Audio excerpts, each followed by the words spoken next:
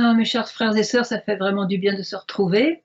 Donc, pour ce direct, hier, nous avons eu l'apparition de, de Maria avec le 39e anniversaire. Malheureusement, c'était pas public du tout. C'était à la chapelle des apparitions, on n'a pas pu y être, mais on était là pour traduire le message. Je vais vous lire le message, quelques petites informations avant. C'est que, donc on a eu une très très belle messe hier soir, la messe de l'anniversaire, c'est toujours vraiment dans les grandes pompes avec encens, procession, tout ça, vraiment une messe hyper solennisée. Et ça nous a fait chaud au cœur après tout ce temps, tous ces mois de solitude, de vide, etc. Alors, oui, je voudrais simplement vous dire un petit mot de ce qu'a dit le curé. C'est que, en fait, ce qui s'est passé hier, c'est qu'il n'y avait que des gens de Bosnie-Herzégovine, mais ils sont venus nombreux. Pourquoi de Bosnie-Herzégovine? Parce qu'il y a encore des problèmes de frontières avec la Croatie. Il y a eu encore des cas de coronavirus, aussi bien à Sarajevo que dans certains coins de Croatie. Donc, ils sont très prudents. Voilà, c'est un petit peu. Alors, du coup, ils sont venus pour le 24, les Croates de Croatie, mais ils ne pouvaient pas rester le 25. Donc, hier, on n'a eu que les Croates de la Bosnie-Herzégovine. Et je me suis dit, c'est incroyable parce qu'ils sont venus vraiment nombreux. Si vous avez vu les photos, les films et tout ça.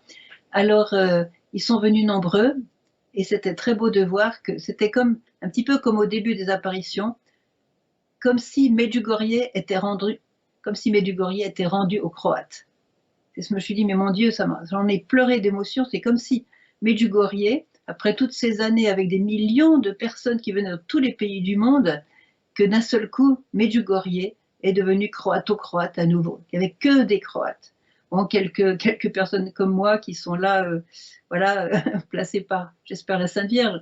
Mais on était une poignée d'étrangers, pas plus. Alors, vous voyez, Medjugorje rendu aux Croates, le Seigneur l'a permis comme ça. Et du coup, le curé, le père Marinko, a été vraiment fort dans sa présentation. Il a dit, je vous remercie d'être venus si nombreux. Et si vous êtes venus, c'est que ça prouve que notre peuple n'a pas oublié la Sainte Vierge.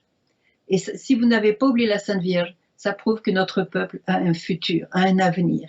Et c'était très important comme parole parce que c'est ici un petit peu la catastrophe au niveau économique, si vous voulez, parce que bon, les auberges sont fermées et vides, les restaurants sont fermés et vides, tous les commerces sont fermés et vides, sauf la nourriture et encore.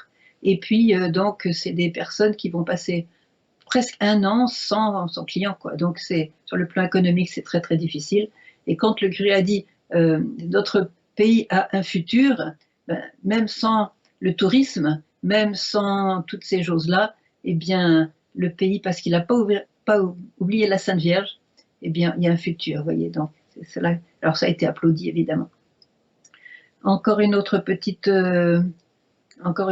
nouvelle, c'est que Gabi a encore été coincée par des annulations d'avions, mais là, normalement, elle devrait arriver le 4 en prenant l'avion de Nantes jusqu'à Dubrovnik. Alors, priez pour elle qu'il n'y ait pas d'annulation et priez aussi pour que tout se passe bien à la frontière parce qu'il faut des papiers comme quoi elle est invitée. Alors, on va l'inviter, c'est sûr, mais voilà. Alors, je voudrais simplement vous lire... j'ai perdu le truc. Ceux qui veulent venir en voiture, ceux qui veulent venir en avion, il y a des avions avec la compagnie Transavia au départ d'Orly. Ceux-là, donc, ils vous mettent à Dubrovnik. Ou bien alors, pour Split, au départ de Nantes, les mercredis, samedis pour Dubrovnik. Voilà, le dimanche et vendredi pour Split et mercredi, samedi pour Dubrovnik. Voilà, c'est pas excessivement cher. Hein. On peut aussi passer par Orly, mais on peut aussi par Nantes et par d'autres villes. Voilà. Vous avez la compagnie Vueling qui part de Lyon, de Bordeaux et de Marseille, qui va vers Dubrovnik ou Split.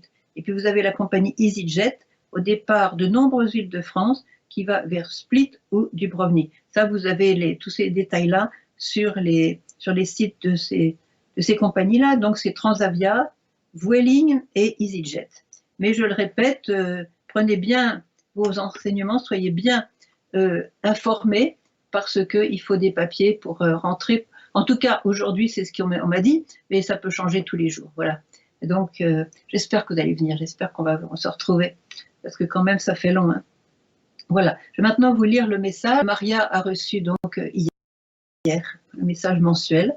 Il y a aussi un message d'Ivanka qui se résume en 3 mots. La Vierge a dit Ivanka comme message, comme tous les ans d'ailleurs. Ivanka a eu son apparition annuelle, donc le 25 juin, et le message était « Chers enfants, priez, priez, priez ».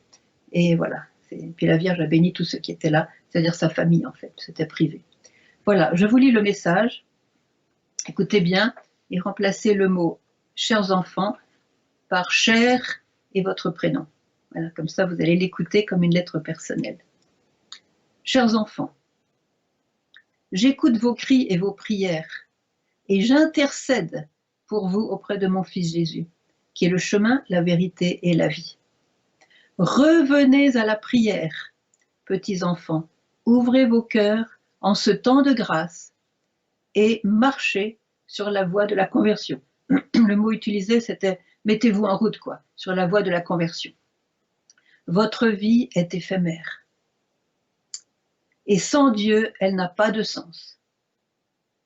C'est pourquoi je suis avec vous pour vous conduire à la sainteté de la vie, afin que chacun de vous découvre la joie de vivre. Je vous aime tous, petits enfants, et je vous bénis de ma bénédiction maternelle. Merci d'avoir répondu à mon appel. Alors ça, c'est typique de la Sainte Vierge.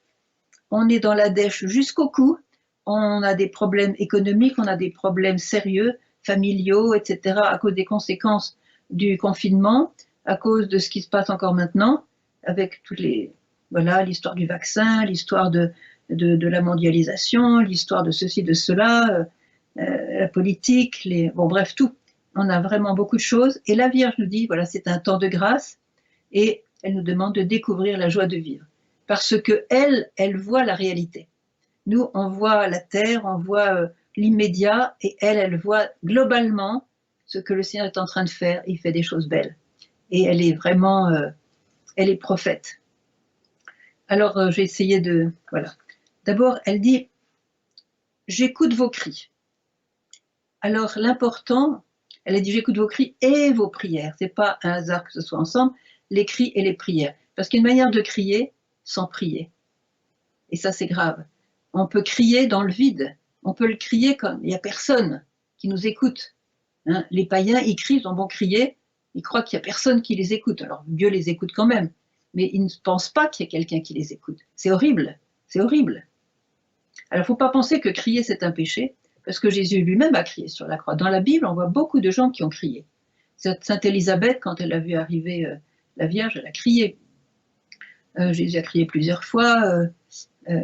On peut trouver pas mal d'exemples comme ça. Et puis, il y a aussi, dans les cris, c'est aussi une manière de dire, mais pourquoi, Seigneur? Et même Jésus a dit pourquoi sur la croix. Pourquoi m'as-tu abandonné, mon Dieu, pourquoi m'as-tu abandonné? Et quand Marie et Joseph ont été au temple récupérer leur fils, pourquoi nous as-tu fait cela? Elle n'avait pas tout à fait compris le pourquoi, vous voyez. C'est bien de faire des pourquoi, c'est bien. Et comme ça, Dieu répond. Donc il faut crier, mais en priant. C'est-à-dire qu'on crie en s'adressant à quelqu'un, on ne crie pas dans le vide. On ne crie pas dans le vide. C'est pas possible de crier dans le vide, sinon ça mène au désespoir. Voilà. Alors, j'écoute vos cris et vos prières. Alors, il y a aussi une manière de crier qui est révoltée. Et je crois que c'est pas ça que la Sainte Vierge nous demande. Je connais beaucoup de personnes qui, bien étant catholiques, même peut-être pratiquants, sont révoltés contre Dieu à cause de la souffrance, à cause des malheurs, à cause de la difficulté, à cause des maladies, etc. Alors, le problème, c'est que quand on crie en accusant Dieu, eh bien, ça ne nous aide absolument pas. Au contraire, ça nous met dans les ténèbres. Regardez par exemple un père qui dirait à son enfant de 3-4 ans, écoute, ne mets pas tes doigts dans la prise parce que c'est dangereux. Et puis le père s'en va, l'enfant se dit, bah, c'est super, j'ai juste 2 doigts qui vont vraiment bien dans les 2 trous de la prise, là on va faire un jeu, on va se mettre comme ça, et pof, il se fait électrocuter. Donc il se fait très très mal, il se brûle en quelque sorte, Et après, il va dire, mais papa, qu'est-ce que tu fais? Pourquoi tu as permis ça? Et c'est le père qui se prend toute la crise, quoi. Vous voyez? Alors c'est ça qu'on fait avec Dieu. Dieu fait tout pour notre bonheur. Il fait tout pour qu'on soit dans la paix. Il fait tout pour qu'on soit heureux avec lui. On néglige ses préceptes, on néglige ses commandements, on pense qu'on est plus malin que lui et pour ne pouvoir se passer de lui. Et quand le malheur qui est le fruit du péché nous arrive, et bien voilà, c'est lui qui est accusé, alors que c'est lui qui a tout fait pour nous en empêcher. Vous voyez? Donc c'est important de crier vers Dieu, un vrai cri. Vous voyez, les prophètes ont crié. Il y en a beaucoup qui ont crié dans la Bible. Ils ont crié, mais ils ont crié vers Dieu. Oui. Et donc Marie nous invite à prier et crier vers Dieu. Et je voudrais vous lire ici un passage, parce que, vous savez, Jésus, lui, il est dans le Saint-Sacrement. Je sais que quelquefois, c'est plus difficile d'aller dans les églises, mais justement, le peu de temps qu'on a pour aller dans les églises, c'est important d'y aller, parce que j'ai entendu que maintenant qu'on peut aller dans les églises, eh ben, les gens n'y vont presque pas. Qu'il y a beaucoup moins de gens qui vont dans les églises maintenant qu'il n'y avait avant. Ça, j'étais vraiment choquée d'entendre ça. Je me disais, ça y est, maintenant que les églises rouvrent, tout le monde va se précipiter dedans. Je ne sais pas pourquoi c'est pas le cas. En tout cas, si c'est pas le cas, c'est grave. Donc je vais vous lire des paroles de Jésus, un moine, c'est toujours le même livre, c'est toujours de la pub pour ce livre, hein, mais Insinu Jesu, vous l'avez en français, en italien, en anglais, c'est un irlandais, donc l'origine est en anglais, mais c'est très bien traduit. Alors, écoutez ce que dit Jésus. Il n'y a rien que je ne ferai pour ceux qui viennent à moi dans le sacrement de mon amour, c'est-à-dire dans l'exposition du Saint-Sacrement, dans le tabernacle. Regarde-moi, je suis vulnérable, exposé, caché, et pourtant entièrement livré à toi. Entièrement livré à toi. L'Eucharistie est l'invention de mon amour, et rien ne la surpasse en toutes mes œuvres. L'Eucharistie dépasse la création elle-même. Pas seulement l'adoration du Saint-Sacrement dans le tabernacle, mais aussi la messe. Elle est la couronne de mon œuvre de rédemption dans ce monde. Et écoutez bien, l'avant-goût de la gloire que j'ai préparé pour ceux qui m'aiment. Et l'avant-goût, oui, voilà. Écoutez bien, si les âmes comprenaient quels trésors d'amour sont donnés gratuitement à ceux qui s'approchent de moi dans le sacrement de mon amour, mes églises seraient remplies jour et nuit, mes frères et sœurs, remplies jour et nuit si on réalisait combien le Seigneur nous aime et nous attend. Remplies jour et nuit, trop étroites pour contenir les multitudes qui s'y presseraient. Et il ajoute, c'est le mauvais qui s'est ingénié à couvrir le mystère de ma présence d'un sombre voile de négligence, d'irrévérence, d'oubli et d'incrédulité. Il a obscurci le mystère de ma présence réelle, et mes fidèles, en commençant par mes prêtres, faut bien le dire, se sont éloignés de moi, les uns après les autres, comme mes disciples l'ont fait lorsque je me suis présenté ouvertement comme le pain de vie descendu du ciel pour donner la vie au monde. Voilà. Vous voyez, ça c'est voilà, c'est la messe, c'est l'Eucharistie, c'est l'adoration du Saint-Sacrement. Il y en a beaucoup qui ont le temps après la messe de rester un petit peu pour adorer Jésus dans leur cœur et dans le tabernacle.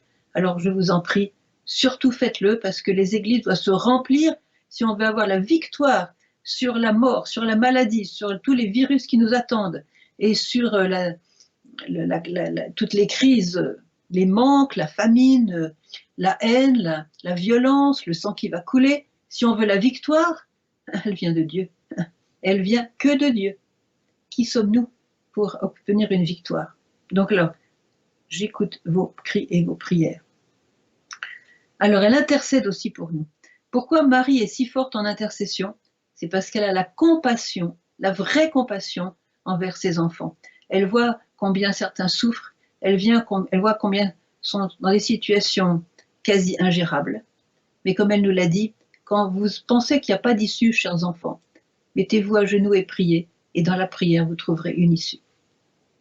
C'est très très beau de voir l'intercession de Marie. Il y a un grand mystique oriental, je ne sais plus comment il s'appelle, qui disait que intercéder, c'est verser son sang. C'est-à-dire qu'on est tellement pris par la douleur de celui ou le problème de celui pour qui on intercède qu'on on enseigne intérieurement, vous voyez. C'est ça, c'est ce que Jésus a fait. Et c'est ce que Marie fait, vous voyez. Alors, je vous donne un exemple de l'intercession de Marie qui m'avait beaucoup frappé. On en a déjà parlé une fois, mais pour tous ceux qui étaient absents. C'est l'histoire du père Stephen en Amérique, qui était un prêtre totalement à côté de la plaque, disons. Voilà, disons qu'il était un petit prince avec sa voiture, il allait chez ses amis, il était invité partout, des bons repas, des bons dîners, etc. Il avait des riches paroissiens qui lui donnaient tout ce qu'il voulait, de l'argent et tout ça. Donc c'était entre la belle vie, mais en fait c'était pas du tout la belle vie, c'était la fausse vie. Et voilà qu'il se prend un accident de voiture et qu'il se retrouve devant le trône de Dieu. Et là il a compris que c'était l'enfer. C'était l'enfer, voilà. Et donc Jésus a dit, ben voilà, écoute, il a ce qu'il mérite. Et là, lui, parce qu'il a entendu le dialogue entre Jésus et sa mère, quand il était dans l'au-delà, il a entendu la Vierge Marie dire à son fils, « Fils, si on lui donnait une deuxième chance, peut-être qu'il pourrait se reprendre et devenir un bon prêtre. » Et Jésus lui a répondu, « Mère, il était prêtre pour lui-même et non pas pour moi. » Pensez-y, tous les consacrés à qui je m'adresse là, il était prêtre pour lui-même et non pas pour moi. Et la Vierge a renchéri, oui, mais on va peut-être lui donner une deuxième chance. Alors à ce moment-là, Jésus a dit, Mère, il est à toi. Voilà. Et du coup, il est revenu à la vie. Et alors je vais vous dire que maintenant, c'est un saint prêtre. C'est extraordinaire, vous voyez. Mère, il est à toi. Et du coup, elle a sauvé ce prêtre de l'enfer. Alors, et Marie est toujours là. Elle a donné un message un jour qui est très beau. Elle a dit, mon fils m'écoute toujours.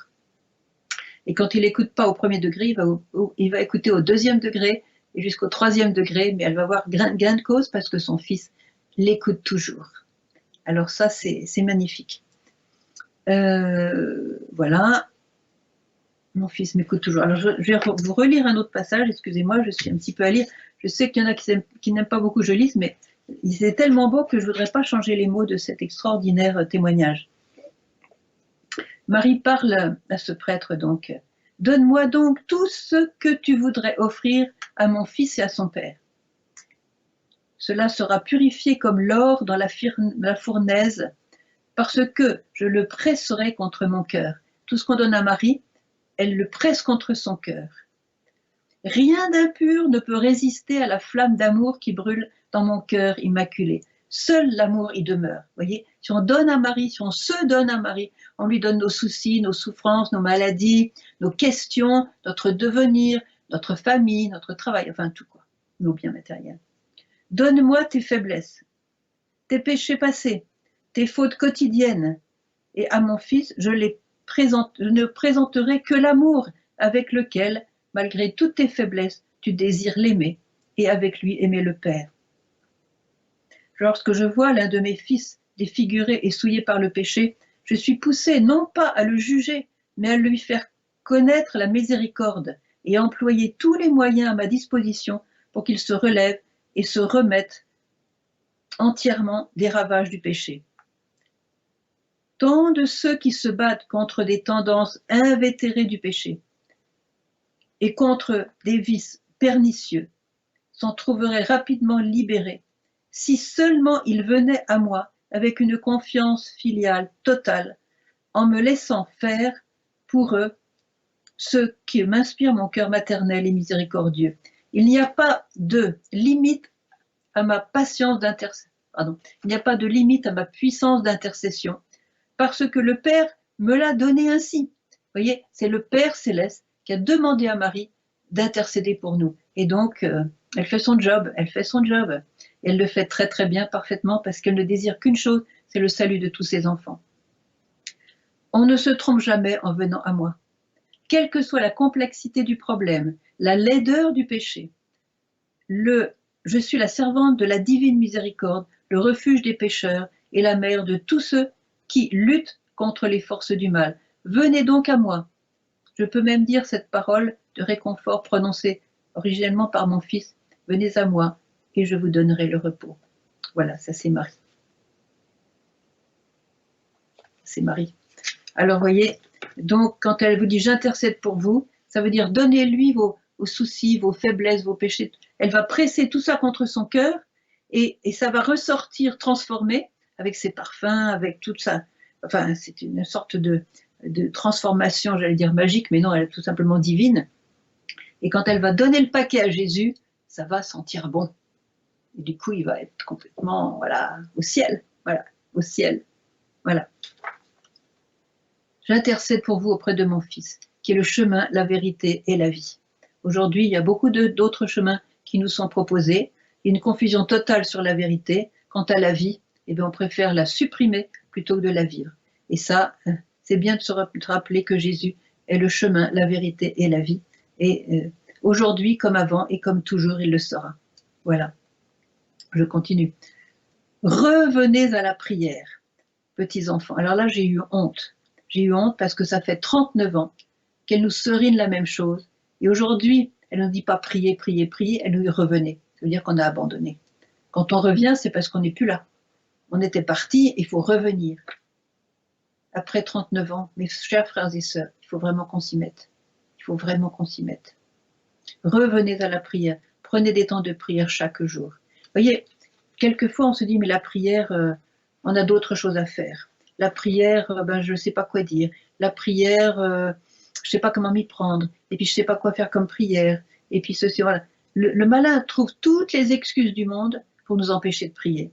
Parce que pourquoi? Parce que la prière, justement, est un moyen de le vaincre. Et c'est un moyen de nous unir à Dieu. N'oubliez pas le but de notre vie. Le but de notre vie, c'est de nous unir à Dieu pour l'éternité. Et ça commence sur la terre. Et Jésus nous dit, enfin, c'est le Père qui disait ça, Père Céleste qui disait à Catherine de Sienne, fais-toi capacité et je me ferai torrent. Et se faire capacité, c'est s'ouvrir, tout simplement, vous voyez. Vous ouvrez le vide de votre cœur. Si vous ne savez pas quoi dire, c'est une bonne préparation à la prière. Seigneur, je te donne mon vide. Et là, il dit, fais-toi capacité, parce que la capacité, c'est ce vide qui est énorme, puisqu'on est fait pour contenir Dieu. Donc si Dieu n'est pas là, on a un énorme vide. Donc fais-toi capacité et je me ferai torrent, c'est-à-dire ça va être les chutes du Niagara. Là, ça va remplir. Encore faut-il qu'on se mette en prière et qu'on offre à Dieu ce qu'on est. Et comme on est aujourd'hui, si je suis le plus grand criminel, même le pire des satanistes, hein, même le pire des satanistes, il y a ce vide. Pourquoi? Parce qu'on est créé à l'image de Dieu, rien à faire, on a cette marque, voyez. Et donc, sans la prière, on passe à côté de l'essentiel de la vie. Et on se met en danger, évidemment. Revenez à la prière, petits enfants. Ouvrez vos cœurs en ce temps de grâce. Là, elle me fait rire, la Sainte Vierge. Elle est extraordinaire. Vous voyez, c'est un temps de difficulté, c'est un temps de grande peur, c'est un temps où tout le monde se pose des questions, qu'est-ce que sera l'avenir, etc. Et elle, je le dirais la bouche en cœur, elle nous dit ce temps de grâce. Autrement dit, c'est pas encore le temps de la justice, c'est le temps de grâce. Et elle nous a dit plusieurs fois, non, chers enfants, vous ne savez pas tirer profit de ce temps de grâce. Je pourrais raconter beaucoup de choses qui sont des signes de ce temps de grâce. Bon, ça sera pour une prochaine fois, parce que là, j'en suis déjà à la moitié de mon temps et j'ai pas fini la moitié du message. Ce temps de grâce, j'ai très souvent des témoignages de gens qui ont été plongés dans des grâces extraordinaires. Plus les ténèbres s'étendent sur le monde, plus les grâces sont abondantes. Félix Culpa, qui nous a valu un tel sauveur, voilà. Là où le péché abonde, la grâce surabonde. Donc, en ce temps de grâce, mettez-vous en route sur la voie de la conversion. C'est-à-dire, vous allez vous demander, aujourd'hui, qu'est-ce que je pourrais changer dans ma journée? Qu'est-ce que je pourrais changer de ce que je n'avais pas fait hier? En quoi je pourrais m'améliorer? En quoi je pourrais prier mieux? En quoi je pourrais aimer mieux? En quoi je pourrais pardonner mieux? En quoi je pourrais faire mon travail avec amour au lieu de râler? En quoi je pourrais retenir mes critiques, mes paroles négatives, mes jugements? Vous voyez, on a toujours 1000 occasions de se convertir, mais il faut le décider. C'est la décision qui fait la charnière entre ne pas faire et faire. Il y a une décision. Et cette décision, la mère, la mère de Dieu est une femme décidée, nous me disait Marie, c'est une femme décidée. Quand elle a quelque chose dans la tête, elle l'a dans la tête, hein, dans le cœur. Voyez, donc il faut décider. En quoi je vais me convertir aujourd'hui? En quoi je vais faire mieux? Voyez, marcher sur la voie de la conversion. Et puis écoutez ce que Jésus dit dans l'Évangile, écoutez ce que Marie dit dans ses messages. On a tout expliqué de A à Z, elles ont tout expliqué, c'est clair comme de l'eau de roche, c'est simple, et voilà. Dans la prière, chers enfants, vous trouverez la plus grande joie. La prière, c'est le bonheur du cœur de l'homme. Et puis je vous invite à revenir, alors ça c'est très important, je vous invite à relire les mystiques, parce qu'on a plein de journaux, de tous les médias qui nous arrivent, avec tous nos petits appareils, là on est complètement distrait avec des bêtises pour 90%, il faut bien le dire, j'ai laissé la marge de 10% de bonnes choses, attention. Hein. Donc revenez aux mystiques, c'est le pape Jean-Paul II qui l'a demandé, parce que j'ai l'impression qu'on ne vit qu'à 10%, et encore je suis peut-être trop généreuse, à 10% de toute notre possibilité, cette capacité de sainteté. Et ce serait dommage. Nous sommes très distraits. Revenez aux mystiques, et là vous avez à voir, que ce soit dans Jean de la Croix, dans Catherine de Sienne, dans Thérèse d'Avila, etc. Même la petite Thérèse, vous voyez, vous avez aussi, comment il s'appelle, François de Sales, vous avez Bernard de Clairvaux, vous avez tous ces saints-là, extraordinaire. Et là, quand vous allez lire ces pages-là, vous dites, mais moi, est-ce que je suis fait pour ça? Mais c'est extraordinaire. Je n'avais pas compris le sens de ma vie. Mais c'est extraordinaire. Le Seigneur est capable de faire ça en moi, de faire devenir cette personne sainte qu'il rêve d'avoir en face de lui. Vous voyez, les mystiques sont ceux qui vont redonner l'espérance, qui vont vous redonner aussi votre image de marque. Vous êtes fils de Dieu pour la lumière, vous êtes fils de lumière. Vous êtes fils de Dieu pour porter la lumière. Et au lieu de végéter comme ça, avec plein de niaiseries, quoi, faut bien le dire. Hein, voilà, faut pas végéter, faut pas être dans la tiédeur, faut vraiment avancer, quoi.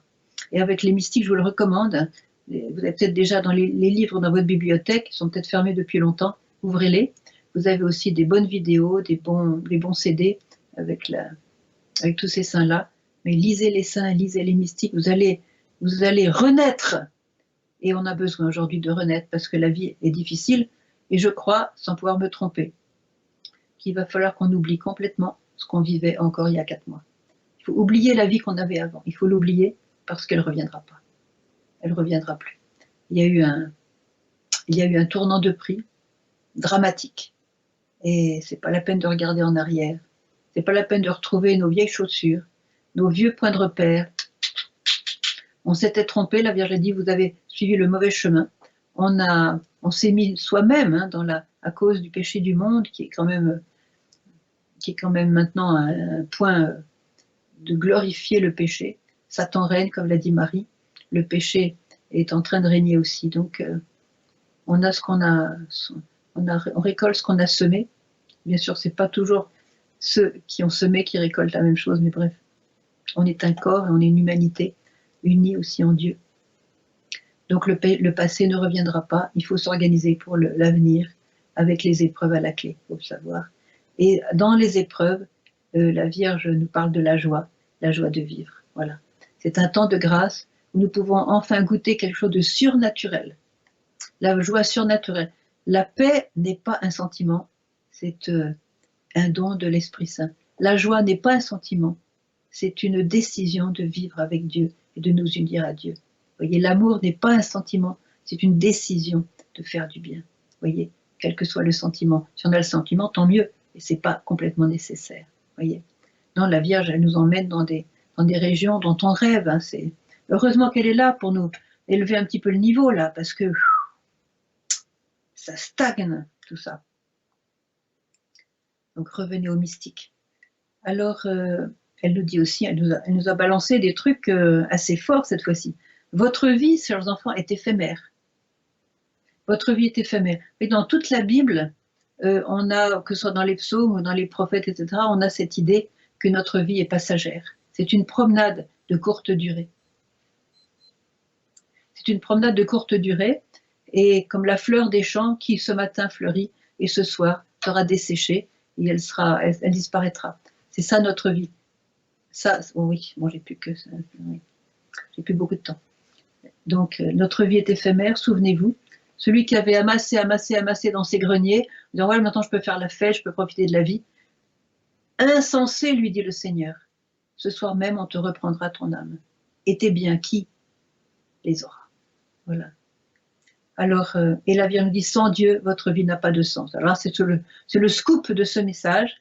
Chers enfants, sans Dieu, votre vie n'a pas de sens. On a été marqué par le Créateur. On porte la marque du Créateur. On a été créé à l'image et à la ressemblance, et comme à la ressemblance, nous dit la Bible, du Créateur.